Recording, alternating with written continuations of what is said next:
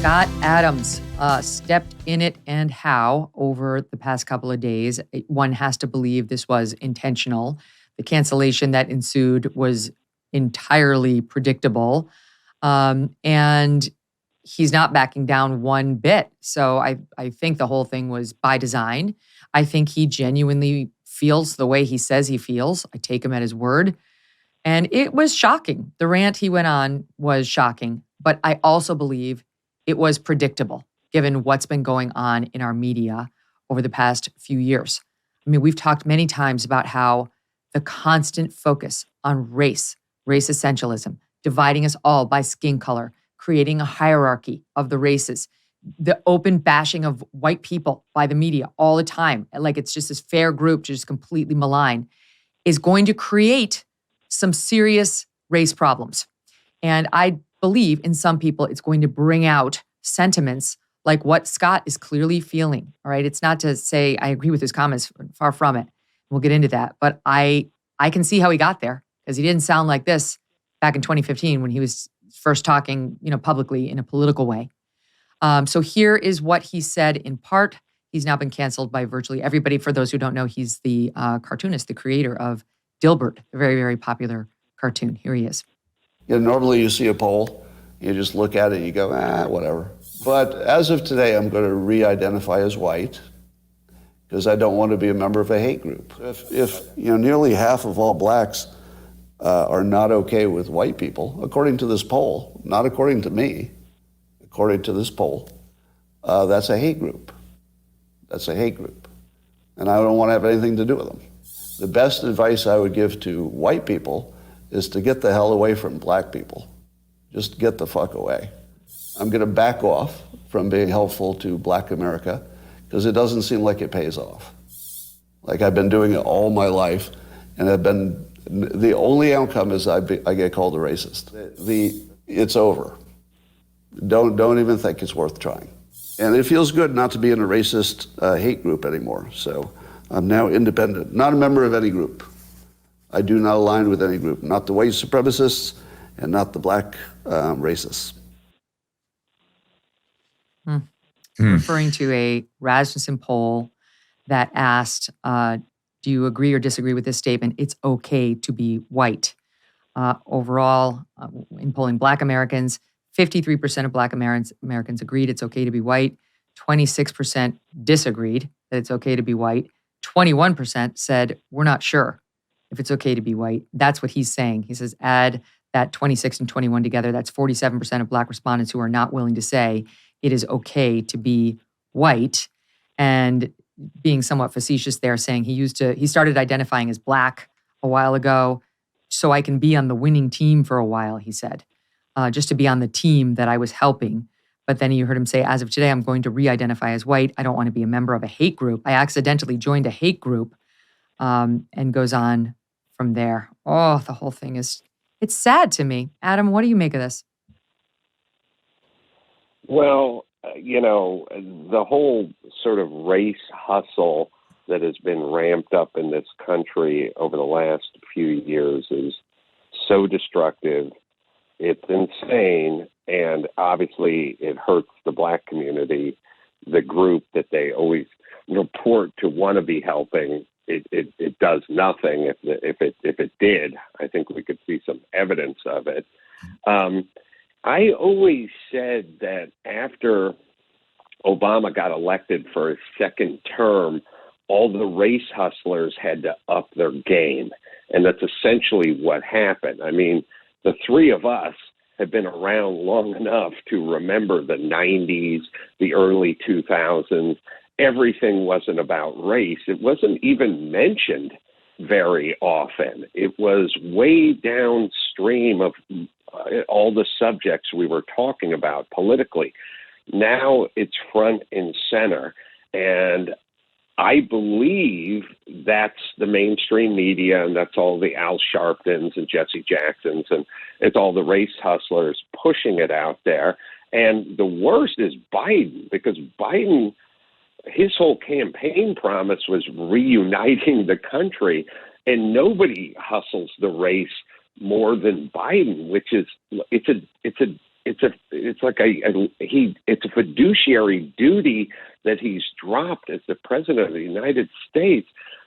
It's insidious and it's destructive. And then what it leads to is, how long are you going to sit around as a white person who pays their taxes, likes the black community, prays for the black community, and tries to do what they can do? How long are you going to sit around being called racist before this comes out in some form that we just got from Scott? So it's inevitable that this is going to happen given these conditions. Mm-hmm. Oh gosh, he's right, Drew. He's right. Well, there's two things. How long can you have like white people demonized over and over and over on national cable stations, on show after show after show, before somebody starts to feel like defensive of whiteness, or like, hey, I'm picking up what you're putting down. You can't stand me. Yeah. White people, this is what a lot of people of black and brown populations don't know. White people feel bad. They feel really bad about the history. They feel bad about the things that are being brought up. It's not like people are feeling reticent or unwilling to acknowledge these things. But there's two things with Scott. One is what Adam was just talking about, and really it's not the politicians, it's the media that ramped this up. And full disclosure, I had my talk show on HLN, nightly show, back in the day. You're searching, we were getting very stringent mandates to get ratings. That's all they worried about over at CNN HLN. There was not any instruction about what to report on. It was just get eyeballs. And we, full disclosure and mea culpa, when Trayvon Martin happened, that story caught on. So we pursued it. And I believe that since then, those sorts of stories have been proved to be the business model of news media. And so as a result, they have not concerned themselves with what the impact would be on African Americans in America. They just found that they could get eyeballs, and they went after it. Scott's behavior, and by the way, that hit really a peak with Jussie Smollett. I mean, oh my God, let's run after that story. And I was on a news talk show that day, and I said, hey, come on, let's reserve. Let's wait. This seems too on the nose to me. Let's see what's going on. Immediately, I was crushed for daring to say, let's just see what's going on here before we run to a conclusion. But what Scott is up to, I don't know. But he's always up to something. He's a hypnotist and he's a persuasion expert, and he has been playing with the idea of how to create hoaxes, which is really out of context commentary that the press goes crazy about, which clearly he's doing something with that here, and how to get canceled. He was playing with that for a few months. So he's up to something here. Nailed it. It's sad that it's this topic, but I know that he's up to something. Well, I mean, that leads us to point two, which is, so it's predictable is point one. But point two is, my God, the conclusion, right? It's like, okay, so because of this one poll in which 26% of blacks surveyed disagree that it's okay to be white, 21% are not sure. The takeaway is, again, quoting from what he said, because he went on a long diatribe about it. He says, now I'm not saying start a war or do anything bad, nothing like that. I'm just saying, get away. He says, get away. The best advice I would give to white people is to get the hell away from black people. Just get the fuck away.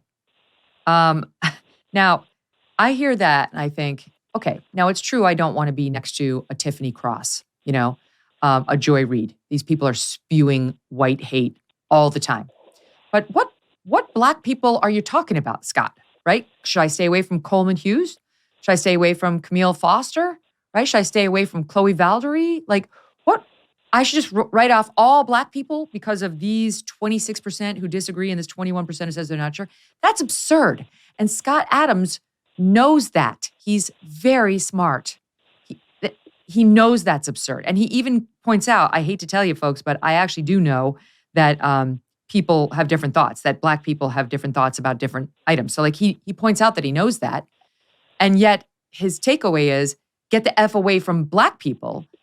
And this winds up being racist because when you cast aspersions on an entire group based on the opinions of a small minority, right? And it is a small minority. I don't know what those 21% are saying when they're not sure. That phrase, it's okay to be white, just FYI, has been labeled by the Anti-Defamation League, and I realize they have an agenda, as a hate slogan. So just a stigma has been attached to that may have confused the 21. Like, what are they trying to test me on? Anyway, I'm giving folks the benefit of the doubt. But like the takeaway that like the entire race is to blame for the bad behavior or controversial opinions of a small number, that's racist. You've heard me talk about Bonner Private Wine Partnership. They have these incredibly rare Malbecs that you have got to try if you love wine. If you enjoy an occasional glass of vino, try these wines from the extreme altitudes of Argentina. The flavor is unlike any other. Blackberry, leather, smoke, and a little dark cherry. And these wines are nearly impossible to get on your own. The producers, deep in the Andes Mountains, make limited quantities. The best part, they have cut out the middleman. You won't deal with a big markup. Today, we have a great offer for you. If you visit bonnerprivatewines.com/MKS, you will not only get the wine for over 50% off, plus free shipping, you'll also get a bonus bottle of small batch limited production wine from their exclusive wine cellar. That's 4 bottles for the price of 3, and it is a deal that's hard to turn down if you're a wine lover like me. Just visit bonnerprivatewines.com/MKS to claim your bonus bottle and become a part of America's most unique wine club. Hey, thanks so much for watching. If you like what you just saw, hit the subscribe button for more clips and full episodes.